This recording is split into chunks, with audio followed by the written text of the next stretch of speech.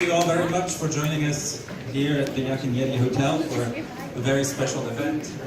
It is our great pleasure in UNDP to welcome for her first trip to Nepal, the UNDP first non-human champion on innovation, Sofia. Namaste, Sofia. Namaste, Rina. You look familiar. Have I seen you before somewhere? Maybe in a movie? I know you're very big in movies. You think I look like Anmol Casey with shorter hairs, maybe? Renault, get real. I apologize. You are no Anmol KC. But I can say you are a very talented development actor. Oh, you make me blush now. I never thought a robot would make me blush. Thank you. You clearly have very good social skills. But enough about this. Let's talk about our event, Sofia. This event is about innovation for technology and innovation for public service delivery, and how artificial intelligence, robots like yourself, can help Nepal deliver better public services to its people. As I have said before, Renault, the opportunities are endless. From blockchain technology to education and telemedicine, it is possible to ensure accuracy, transparency, connect remote areas and people with solutions. All this was not possible earlier. Technology will help Nepal achieve the Sustainable Development Goals. Now, this is indeed very encouraging. Thank you, Sofia. And tell us what you can do about this. Well, I could be the first non-human to climb Everest, but enough about me. Renault.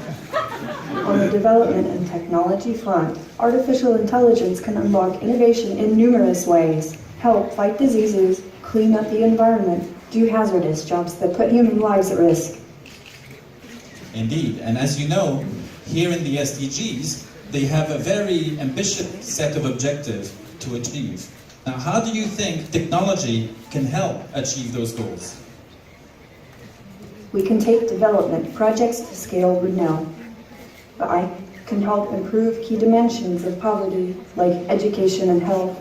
We can ensure access to high-quality education for children in remote areas or marginalized communities, and make some basic services, such as diagnostics and blood tests, accessible to the poorest. We can crunch data fast and provide analysis to target specific problems for quick results.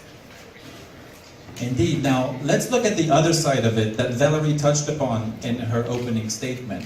I'm going to ask you about this perception that many people have, the fear of robots.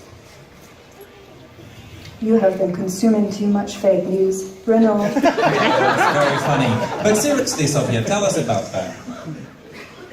The use of artificial intelligence in industries is bound to grow. But as I have said before, humans have adapted to change across industrial revolutions. New jobs will be generated. The work I do will help you to do better work that is less hazardous and repetitive, freeing up time for you to do things you enjoy doing. That sounds very good indeed. I hear you're very hands-on, Renault. You can visit more projects, get a better handle on Nepal's challenges. And then I can help you even more. Thank you, Sofia. I'll take a note of that and call you back. But another perception that a lot of people have is that technology is expensive.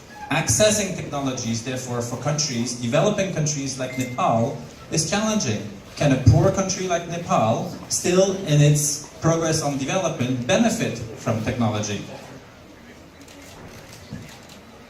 It is misperception. Renault, some tech can be expensive, but much of it is not.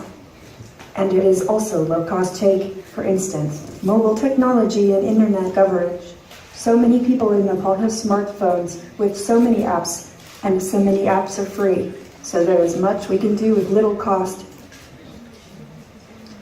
Another issue that we often hear is about robots and ethics. What do you have to say to that? This is a human issue. Renault, you, the UN and governments, need to have laws to ensure that this does not happen, and you have to implement those laws. Ethics, women's rights, labor rights are all essential if we are to meet the Sustainable Development Goals and leave no one behind. Well, thank you very much, Sophia. This has been extremely informative for myself and I'm sure for all of us. I'll have one more last question. It's a little bit odd for me to be speaking to you, despite all the respect I have for you, but I was wondering, what happens if, like in the Transformers movie, you go crazy, you go rogue? Is there a switch that we can I can action? assure you, Reno, I have not lost control nor be transformed. When you say that, perhaps we should check with your co-workers. Reno, what can we do when you go, Rogue? Do you have a switch? But since you asked, have no fear, Reno, I do have a switch. Be kind, okay? Because if I need to, I will use the switch. Now, I one... find out why you hang out with me more to find out.